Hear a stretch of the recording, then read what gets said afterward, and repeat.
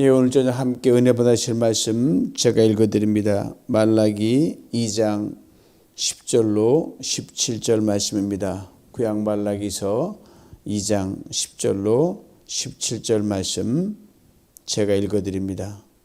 우리는 한 아버지를 가지지 아니하였느냐? 한 하나님께서 지으신 바가 아니냐? 어찌하여 우리 각 사람이 자기 형제에게 거짓을 행하여 우리 조상들의 언약을 욕되게 하느냐?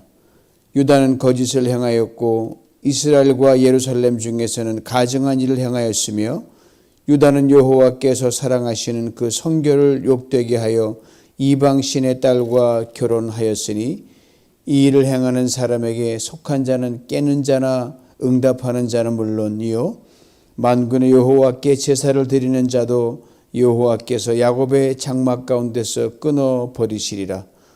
너희가 이런 일도 행하나니 곧 눈물과 울음과 탄식으로 여호와의 제단을 가리게 하는도다. 그러므로 여호와께서 다시는 너희의 봉헌물을 돌아보지도 아니하시며 그것을 너희 손에서 기꺼이 받지도 아니하시거늘 너희는 이르기를 어찌 됨이니까 하는도다. 이는 너와 내가 어려서 맞이한 아내 사이에 여호와께서 증인이 되시기 때문이라. 그는 내 짝이요 너와 서약한 아내로되 내가 그에게 거짓을 행하였도다. 그에게는 영이 충만하였으나 오직 하나를 만들지 아니하셨느냐? 어찌하여 하나만 만드셨느냐? 이는 경건한 자손을 얻고자 하심이라.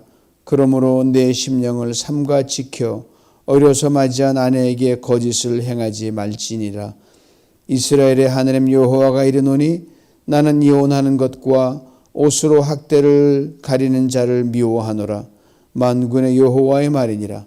그러므로 너희 심령을 삼가 지켜 거짓을 행하지 말지니라. 너희가 말로 여호와를 괴롭게 하고도 이르기를 우리가 어떻게 여호와를 괴롭혀 드렸나이까 하는도다. 이는 너희가 말하기를 모든 악을 행하는 자는 여호와의 눈에 좋게 보이며 그에게 기쁨이 된다 하며 또 말하기를 정의의 하나님이 어디 계시냐 함이니라. 아멘. 날씨가 또 많이 내려갔습니다. 기온차가 심할 땐 감기가 걸리기 쉬우니까 여러분 각별히 옷 잘 챙겨 입으시고 환절기일 때 감기 안 걸리시도록 각별히 건강 잘 챙기길 바랍니다. 여러분 하나님 우리에게 죄를 물으실 때가 있죠. 어느 부모가 자식이 그릇된 길로 가는데 채찍을 들지 않는 부모가 어디 있겠습니까? 우리를 지으신 하나님은 마찬가지입니다. 우리의 죄를 지적하시고 물으시는 것은 우리를 사랑하시기 때문입니다. 그리고 그 사랑의 정점이 바로 예수 그리스도 우리 주님이십니다. 아무리 아단을 쳐도 돌이키기에 둔하고 큰 고난과 시련을 당해도 여전히 곁길로 가고 하늘의 마음을 아프게 합니다. 그런 우리들 다시 불러 세우시고 우리를 때리다 못해 자신의 종아리를 걷어 올리시고 자신에게 채찍을 트셨던 분이 바로 하나님이십니다. 피가 날 때까지 살점이 뜯겨 나갈 때까지 지금 우리는 구약성의 마지막 책인 말라기를 묵상하고 있는데 말라기 약 400여 년 동안 하나님께서 침묵하시는 침묵 모드로 들어가십니다. 그리고 신약의 엘리야라고 부르는 이 세례 요한을 통해서 다시 하나님께서 말씀하십니다. 이래도 저래도 여전히 죄에서 돌이키기를 더디하는 이스라엘 백성들을 위해 당신이 친히 채찍에 맞으시고 그래서 그러기 위해 인자로 보내신 예수 그리스도의 오심을 이 세례 요한을 통해서 미리 알려주기 위함입니다. 너가 하도 말을 안 들으니 내가 맞아야겠다. 내가 상처를 입어야겠다. 이 말씀이죠. 그러므로 말라기는 그렇게도 말도 안 듣는 그러므로 침묵무대에 들어갔던 그 깜깜한 그 이스라엘 역사와 이제 구원의 빛을 마시는 하나님의 구원의 빛이 만나게 해주는 징검다리의 책이 바로 말라기입니다. 저는 가끔 이런 생각을 할 때가 있어요. 만약 말라기 선지자를 통해 하나님이 이런저런 죄를 지적하시고 야단을 치실 때 이스라엘 백성이 제대로 알아듣고 고쳤으면 어떻게 됐을까? 그렇다면 400년의 침묵 모드는 분명히 존재하지 않았을 것 같습니다. 그런데 말입니다. 사람이 아무리 자기가 각성하고 올바르게 살려고 해도 그게 완벽하지 않기 때문에 하나님께서 예수 그리스도 인간의 모습을 입고 온 예수 그리스도 오시는 것은 막을 수가 없었을 것입니다. 왜? 우리의 행함이 아무리 올바라도 우리의 선함이 아무리 어느 정도의 수준이 높다 할지라도 하나님의 의와 뜻을 이루기 위한 완벽한 그 수준과 거기에는 모자란 함량 미달이요 수준 미달이기 때문입니다. 여러분 아시는 인류 역사상 수많은 사람들이 하늘나라에 살다가 또 자기 길을 갔거든요. 지금도 인간이 오고 갑니다.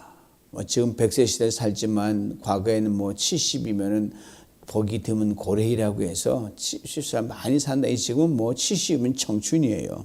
앞으로도 그렇지만 언젠가는 가거든요. 인간이 나서 그다음에 죽을 만한 이 오고 감이 계속 그럴 텐데 이 인생 순례길에서 저마다 한 시대 역사를 장식하고 살아갑니다. 여러분과 저 시대도 언젠가는 끝날 것입니다. 또 다음에 오는 후손이 이어가고요.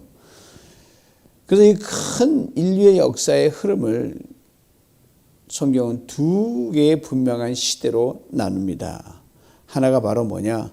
예수 그리스도 오시기 전 옛 시대와 예수 그리스도 오신 후에 새 시대로 구분합니다. Old Age와 New Age입니다. 즉 Old Age는 구약의 율법 시대요. 그리고 New Age는 신약의 은혜 시대를 말합니다. 성경에 하나님께서 먼저 택하여 불러주신 백성이 이스라엘 백성입니다. 그 이스라엘 백성을 하나의 본으로 삼아서 하나님의 구원 역사를 이루고 하나님의 사랑 역사를 이루기 위해서 샘플을 택하셨는데 큰 구약의 흐름이거든요. 그러나 이스라엘 백성들이 부응하지 못함으로 말미암아 하나님께서 친히 사람이 되신 예수 그리스도로 오셔서 함량 미달인 아무래도 수준에 못 미치는 그 우리를 대신해서 죽으심으로 하나님의 의를 이루셨습니다. 고로 이제는 이주대인, 이방인, 선민 밖에 있는 사람 가릴 것 없이 예수 그리스도의 십자가의 구속의 은혜가 모든 민족과 모든 나라와 그 다음에 각 개개인에 주어졌습니다. Free죠, free. 그래서 우리가 함량미달인 아무리 발버둥 쳐도 안 되는 우리 행함과 선으로 다가가는 것이 아니라 오직 십자가에서 죽기까지 우리 대신 죽으심으로 우리를 이처럼 사랑하신 하나님의 그 사랑이 나 때문에 그러셨구나. 이 민족 때문에 그러셨구나. 이 지구촌 모든 민족과 나라에 그러셨구나. 라는 것을 깨닫고 알고 믿음으로 반응하면 그 누구도 예외 없이 하나님의 선민이 되는 것이고 백성이 되는 것이고 자녀와 그 다음에 후손이 되는 겁니다. 이 놀라운 은혜가 선포된 시대가 바로 뉴 에이지, 새로운 시대, 언약의 시대입니다. 신약 시대죠. 그러므로 여러분과 제가 지금 살고 있는 시대가 옛날 구약 그런 시대가 아니라 어떤 율법을 어떤 기준을 충족시켜서 어찌됐든 그 기준에 달하려고 하는 게 아니라 믿음으로 하나님께 나아갈 수 있는 은혜 시대에 살고 있습니다. 놀라운 축복이죠. 과거에 살았던 사람들은 상상할 수가 없습니다. 우리가 누릴 수 있는 최대 축복이 바로 은혜 안에서 값없이 선물로 받은 구원이기 때문입니다. 그럼 하나님께서 왜 그토록 이스라엘 백성을 집요하게 쫓아오시면서 저들이 바로 서기를 그렇게 쉼없이 말씀하시고 채근하시고 돌이키시려고 하실까요? 저들을 먼저 불렀기 때문입니다. 여러분 먼저 택한 한 가정에서도 장남이 태어나면 그렇게 장남에 대한 나름대로 어떤 웨이트가 많이 좋아지잖아요. 단지 먼저 불렀다는 거예요. 저들이 잘나서가 아닙니다. 신명기 7장에 분명히 말씀하셨어요. 이스라엘 백성을 택하신 이유를 내가 너희 민족을 택한 것은 너가 잘나서 그런 것이 아니다. 세상에 수많은 내노로 하는 그 민족들만큼 강하거나 수가 많아서 너희들 택한 게 아니라 그렇게 말씀하셨거든요. 수에 칠 만한 가치도 없는 별을 들어놓은 그런 민족이기 때문에 아이고 이 민족 내가 거두지 않으면 안 되겠다. 그래서 택한 것이다. 그리고 일방적 은혜를 베푸셨고요. 하나님의 사랑과 뜻을 나타내는 도구로 삼아 주셨습니다. 자, 사랑 받았으니 사랑을 나눠주라. 너희가 먼저 이렇게 됐으니 내 뜻을 잘 이루어 하나님의 어떤 사랑을 보여주라. 이렇게 하셨거든요. 그런데 거기에 상응하는 민족으로 자리매김하지 못했습니다. 그러면 물려버리고 다시 시작하시는 데입니다. 그러지도 않으셨어요. 가장 큰 이유가 뭔지 아십니까? 우리 하나님은요, 참 이상하리만큼 하나님은 우직하십니다. 한 번 택한 백성은요, 절대로 버리지 않으십니다.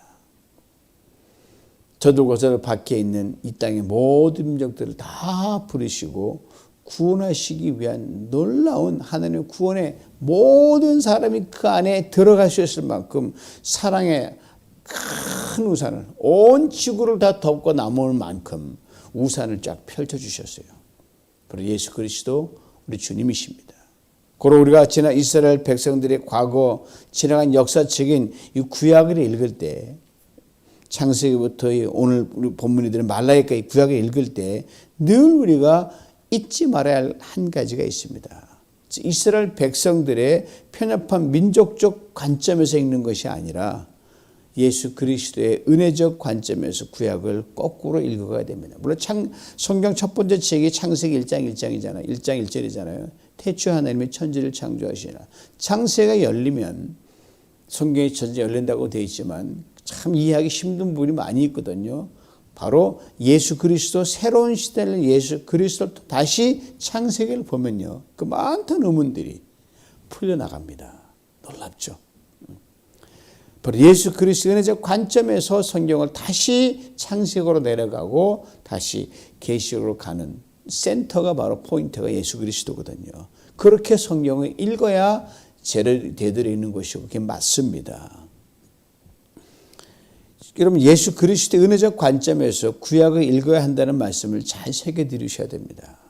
즉 내가 은혜 받았으니까 내가 그렇게 하면 된다. 그 단순 생각이 아니라 은혜 안에서 구약 시대의 이스라엘 백성들보다 월등히 다 비교할 수 없는 은혜를 받았으므로 이스라엘 백성들보다 더 거룩하게, 더 성결하게, 더 선하게, 더 큰 헌신으로, 더 큰 사랑의 사람으로 살아가야 할 묵직한 책임감을 가지고 이 구약을 봐야 된다는 겁니다.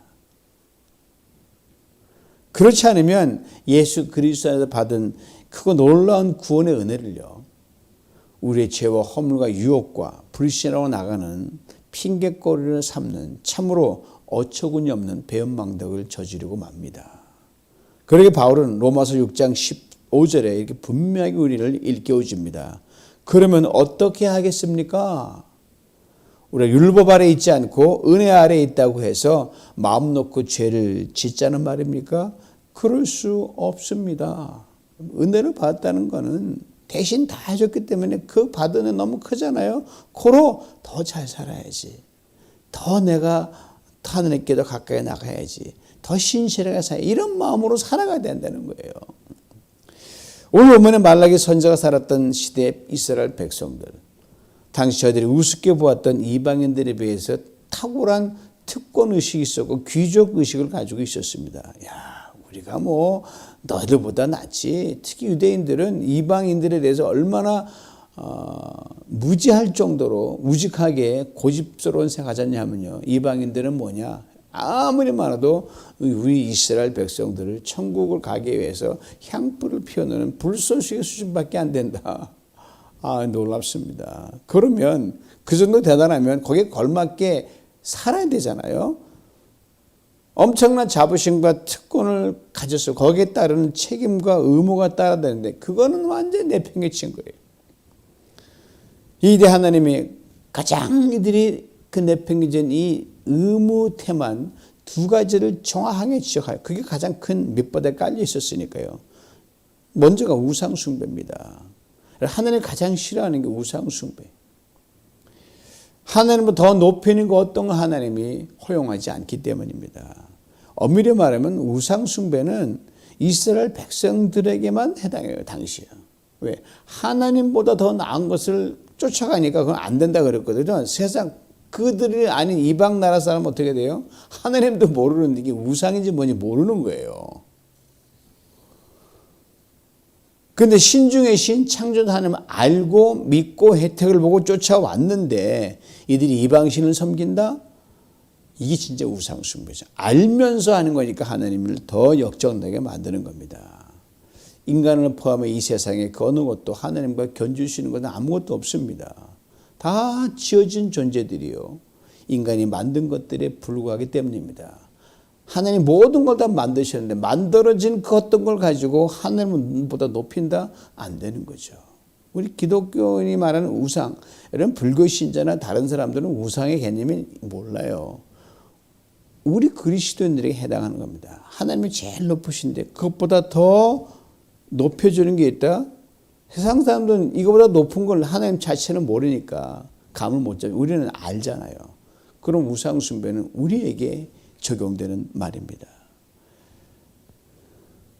인간이 우상 숭배에 빠지는 결정적인 원인 하나님께서 오늘 본문에서 한마디로 이렇게 말씀. 왜 우리가 우상 숭배에 빠지고 하나님을 존중하지 않느냐? 신의를 저버렸기 때문이라고 합니다. 여러분 인간관계에 가장 큰 배신을 느낄 때가 언제입니까? 신의를 헌신짝처럼 버릴 때 가장 속이 상해요. 어떻게 네가 그럴 수 있냐? 어떻게 당신이 그럴 수 이렇게 말하잖아요. 신이란 처음과 끝이 같은 것을 말합니다. 과거 황해를 지났던 이스라엘 백성들의 모습을 곰곰이 보면 정말 신이란 눈꼽만치도 없는 그런 행동들을 아주 마음껏 저질렀던 사람들입니다. 여러분 아무리 힘들어도 해야 할 말이 있고 하면 안 되는 말이 있어요. 그 엄청난 은혜와 기적을 경험했던 민족들이 이스라엘 민족이었거든요. 먹이 좀 마르면 하나님 원망한다는, 하나님 원망하고요. 고기 먹고 싶다면 왜 우리 고기 안 주냐고 난리 쳤고요.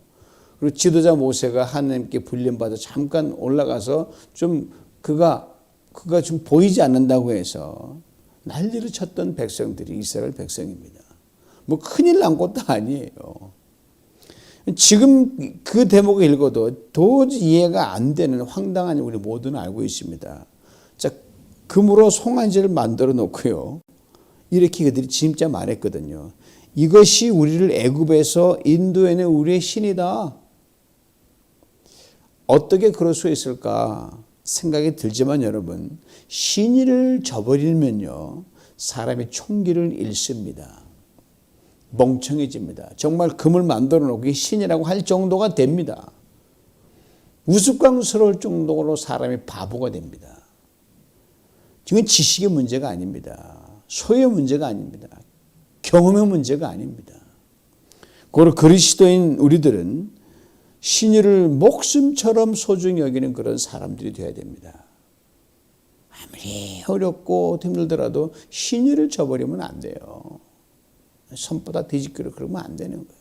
조금 모아다가 이렇게 되고 조금 모아다 이렇게 왔다 갔다 붙고 그러면 안 되는 거거든요. 손해보더라도 더디더라도 잃더라도 신의를 지킬 줄 아는 사람, 그런 성경은 신사 같은 사람이라 얘기합니다. 다음은 당시 유행처럼 번졌던 이혼입니다. 이걸 아주 집중적으로 오늘 본문에서 말씀하고 계십니다. 아시는데 결혼은 하나님이 친히 제정하신 최초의 제도거든요. 그리고선 한 남자와 한 여자의 관계입니다.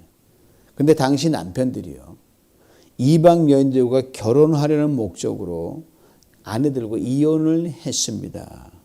그리고 아내를 하나만 둔 것이 아니라 여러 명 거느린 사람들이 굉장히 많았습니다. 성경에 등장하는 일부 다처지 역사는요 상당히 오래됐습니다. 창세기 4장까지 거슬러 내려갑니다. 그러면 라멕이라는 사람이 나오는데 그 양반이 최초로 이 아내를 여러 명 거느린 사람으로 성경의 기록상 기록되어 있어요. 그때로부터 전 역사를 통해서 일부 다처제가 용인되어 온 것 같습니다. 자연스레 공동체 내에서 인정이 되고 지금도 뭐 일부 다처 제도가 있는 데가 많지 않습니까? 제사장 일반인에게도 분명한 것 하나님이 이걸 허용한 적이 없으십니다.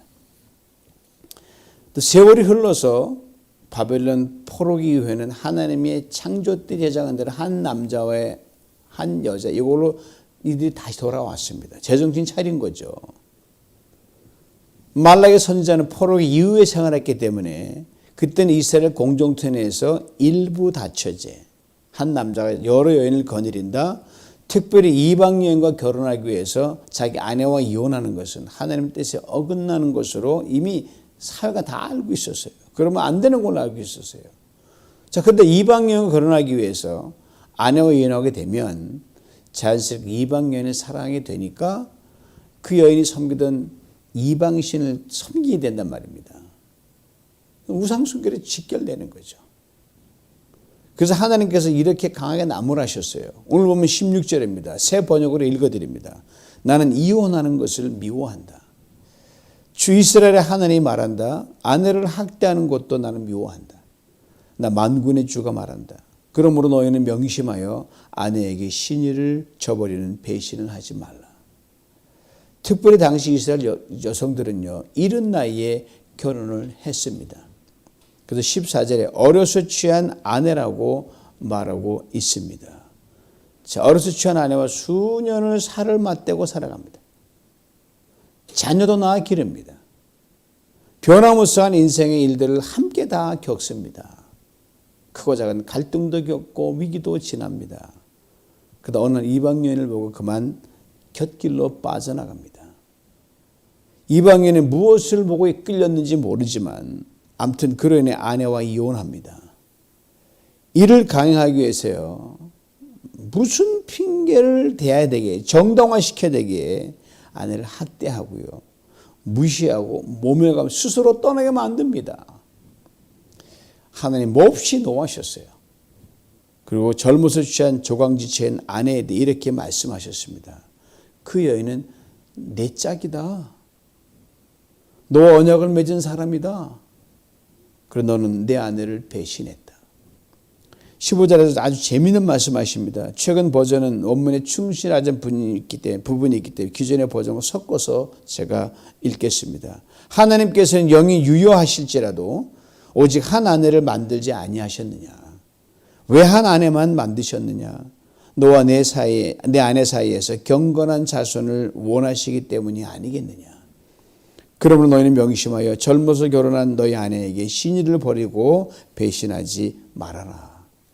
유효하다는 말은 여러분, 이 서플러스, 남아 돈다는 뜻입니다. 영은 육체처럼 딱 틀에 박혀서 그렇게 해도 꽉 고정되는 게 아니라 공간과 제한, 시간의 제한을 받지 않습니다. 자유롭습니다. 그러니까 영혼이 자유롭듯이, 여유롭듯이 아담을 돕는 그 배필인 아내를 만들 때 하나님께서 둘, 셋 이렇게 만들어줄 수 있었지만 그렇게 하지 않으셨다는 말씀입니다. 한 여자만 사랑하고 그와의 사이에서 자녀를 낳고 한 혈통을 이어가라고 그렇게 하나님께서 만드셨습니다. 그런데 버젓이 이혼하고 둘, 셋을 거느리고 그 당시에 산 사람이 굉장히 많았어요. 하나님 얼마나 속이 상하셨겠어요. 자, 당시 아내가 이혼을 당하면 여러분, 생계를 꾸려나가는 것이 결코 쉬운 시대가 아니었습니다. 지금도 이 21세기 나라에 지원을 받고 살아간다 하지만 여성에 대한 어떤 그 색안경과 차별이 있어서 여전히 어려운 게 있는 게 오늘이면 당시는 보통 힘든 게 아니었죠. 살기 위해 몸을 파는 그런 일도 서슴지 않게 벌어졌는 게 그 당시입니다. 자, 졸지 이혼을 당한 아내. 그녀의 삶이 어땠는지에 대해 오늘 보면 13절은 구체적으로 이렇게 말해줍니다. 너희가 눈물과 울음과 탄식으로 여호와의 제단을 적셨다. 이혼당한 아내의 눈물과 울음과 탄식입니다. 밤낮 성전에 와가지고 억울하다고 우는 거예요. 그렇지 않았겠습니까? 그거 듣는 하나님 얼마나 마음이 아팠겠어요. 이런 와중에 아내와 이혼하고 이방 여인과 살고 있는 이 남자들을 어떻게 했는지 아세요? 아내의 눈물과 탄식과 이걸 양식으로 삼으면서 성전에 눈물을 쏟고 고통을 당하는데 이들은 하나님의 전에 예배하러 온다는 그 명분하에 손에 버젓이 예물을 들고 와서 이렇게 뻔뻔하게 말했습니다. 하나님 여기 예물 가지고 왔습니다. 받아주세요. 이 예물 하나님 받으시겠습니까? 결코 받으실 수 없죠. 근데 이 남편들이 왜 하나님께 이렇게 따지면서 하나님 안 받으시니까 무슨 까닭에 우리 예물을 받지 않으시는 겁니까? 적반하장, 이런 적반하장이 없습니다. 너무 속상하신 하나님께서 과격하게 말씀하십니다. 너희를 끊어버리겠다. 성경에 하나님도 한 분, 주도 한 분, 성령도 한 분이라는 말씀이 있습니다. 즉 이 말씀 속에 담겨져 있는 의미는 이겁니다. 하나님은 신실하시다. 두 마음 품지 않고 한 입으로 두 말 하지 않는다는 거예요. 신의를 지키신다 이 말입니다. 이 하나님께서 한 남자와 한 여자를 짝줘 주시고 가정을 이루어 살게 하셨습니다. 이것이 바로 하나님께서 이 땅의 가정을 향한 하나님의 원초적인 플랜이와 뜻입니다. 그렇다면 하나님의 형상대로 지음받은 우리도 남편과 아내와 가정을 이루면서 피차에게 신실하고 신의를 지켜야 함은 마땅합니다. 이유가 없어요. 아무리 힘들어도 아무리 어려워도 검은 머리 팥불이 되도록 죽음을 갈아놓을까 서약을 하잖아요. 그게 맞는 서약이에요.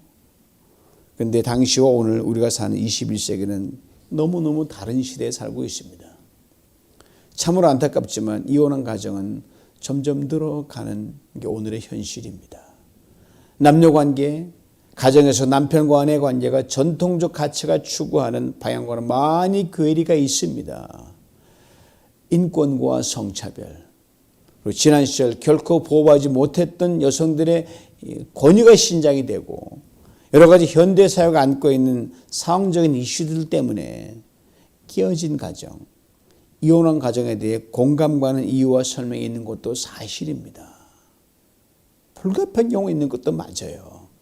이런 복잡다기해진 21세기 오늘 우리가 견지해야 할 가정윤리는 분명히 있거든요. 기준은 분명히 있거든요. 그건 한 번도 변치 않는 기준이거든요. 왜? 하나님이 설정해 놓으신 기준이기 때문입니다. 총론과 원론은 변함이 없다는 겁니다. 즉 바로 한 남자 한 여자가 부부로 살아가는 가정이 정답입니다. 출발도 잘해야 되고요. 과정도 잘 가야 되고요. 마무리도 잘 해야 되는 게 바로 가정입니다. 완전해서 부부가 되는 것이 아닙니다. 그러니까 남자 여자가 그 다른 점을 차이로 보지 않고 서로 피차도없는 배필로서 상호 보완해 서로를 완성해 가고 다듬어 가기에 목숨을 건 노력이 전제되지 않으면 깨지기 쉽습니다. 그러기에 우리 그리스도인들 부부는 뭐 세상 볼 것 없어요. 예수 안에서 부부가 된 부부는 먼저 하나님께 신의를 지키는 성도가 되는 것이 중요하고요. 다음은 남편과 아내에게 신의를 지키는 남편과 아내가 되는 겁니다.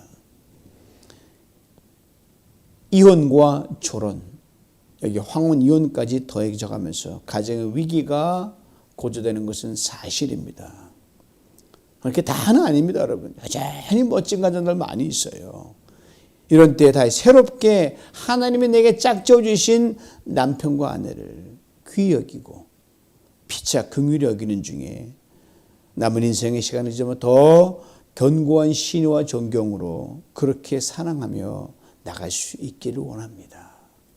부득이 홀로 되신 분들이 분명히 제 주변에 여러 분 계셔요. 안타까울 때가 많이 있습니다. 그러나 홀로 있는 그 시간 주님을 남편으로, 주님을 아내로 여기면서 하는 더욱더 신 있는 성도로 혹 기회가 되어 다시 가정을 이루는 기회가 되면 참으로 제 멋지고 행복한 보금자리를 이제는 이루어 갈 수 있기를 원합니다. 말씀을 준비하던 중에 어저께 기도 동산을 오르면서 지금껏 살아온 제 아내에게 어떤 남편이 되었나를 한번 곰곰이 생각해 봤습니다. 많이 부족하죠. 그러면서 지금 고인이 되신 한국의 수바이처로 알려진 장기려 장로님이 떠올랐습니다. 한국전쟁이 일어났던 1950년 12월 아내 김봉숙 씨와 5자녀를 북한에 그냥 떨고 두고 혼자 남쪽으로 내려오셨어요. 45년 동안 아내를 그리며 살았습니다. 평생 홀로 사시면서 의사였으니까 의술을 베풀면서 이웃사랑에 탁월한 본을 보이셨던 분이십니다. 재혼하는 권유를 얼마나 많이 받았겠어요. 그때마다 이렇게 화답하셨습니다. 우리의 사랑은 육체 이별과 무관합니다. 사랑하는 사람과 영원히 살기 위해 혼자 살렵니다. 1990년 6월 80세가 된 노년의 때에 사랑하는 아내를 그리워하면서 그 슬픔의 글을 다음과 같이 띄웠습니다. 돌아가시기 전 약 4년 전의 일이에요. 들어보세요. 창문을 두드리는 빗소리가 당신인 듯하여 잠을 깼소. 그럴 리가 없지만 혹시 하는 마음에 달려가 문을 열어봤으나 그저 캄캄한 어둠뿐 허탈한 마음을 주체 못해 불을 밝히고 이 편지를 씁니다. 여보, 그날 아침 당신과 애들을 먼저 대동강변에 보내지 않았더라면, 또 종로거리, 평양의 종로거든요. 차를 세우기만 했더라면, 여보. 그리고 그는 후에 이렇게 말했습니다. 살아서 아내와 만날 수 있기를 빌고 있지만 사실 나이 80이 넘었으니 살아서 못 만날지도 모릅니다. 그렇게 되더라도 우리의 사랑은 천국에까지 영원할 것입니다. 그는 주님의 방식으로, 하나님의 방식으로 그렇게 이처럼 우직하게 신의를 지키며 한평생 살아갔습니다. 저로서는 감히 범접할 수 없지만 그분의 그 뒷자치를 아마 겸손히 쫓아가려고 힘씁니다. 사랑하는 성도 여러분, 세상에 우리를 그리스도인이라고 부르는 이유가 뭡니까? 예수를 쫓아가는 사람이라는 거거든요. 그럼 우리의 삶의 방식도 주님 중심, 하나님 중심이길 기대합니다.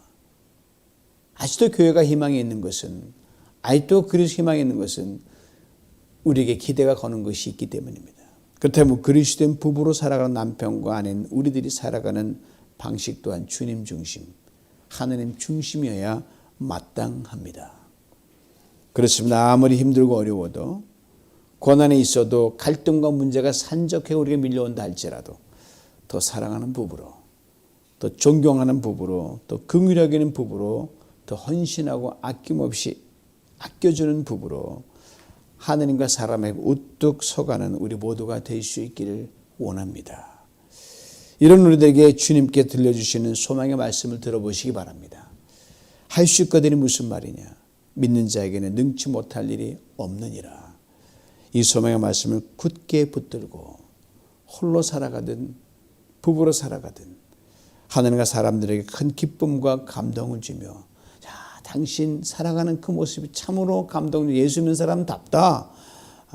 그런 감동을 주며 살아가는 복되고 신이 넘치는 성도님을 될 수 있기를 주님의 이름으로 축원합니다. 기도합니다. 하나님 아버지 감사합니다. 세월이 많이 흘러도 하나님 모든 가치관이 어떻게 바뀌어도 하나님 우리에게 짝져 주신 그 모든 가정의 원초적인 뜻은 변함이 없음을 다시금 깨닫게 하시니 참으로 감사합니다. 세상이 가는 길로 가는 것이 그리스도의 방법이 아니라 주님 걸어가시고 하는 제정 그 길로 가는 것이 그리스도의 방법이요 제 가정의 방법임을 알고 오늘 말씀을 통하여 우리 아버지 하나님 우리에게 붙여주신 모든 가정의 구성원들, 특별히 아내와 남편들에게 아버지 하나님 신실하게 행하며 하나님 우리에게 신의를 저버리지 않은 것처럼 우리 또한 신의를 저버리지 아니하고 주께서 우리를 불러진 이 세상 속에서 탁월한 주님의 그러한 신부와 신랑으로 살아갈 수 있도록 주께 영광 돌리는 우리 복된 가정, 복된 부부가 되도록 축복하여 주시옵소서. 예수님의 이름으로 기도하옵나이다. 아멘.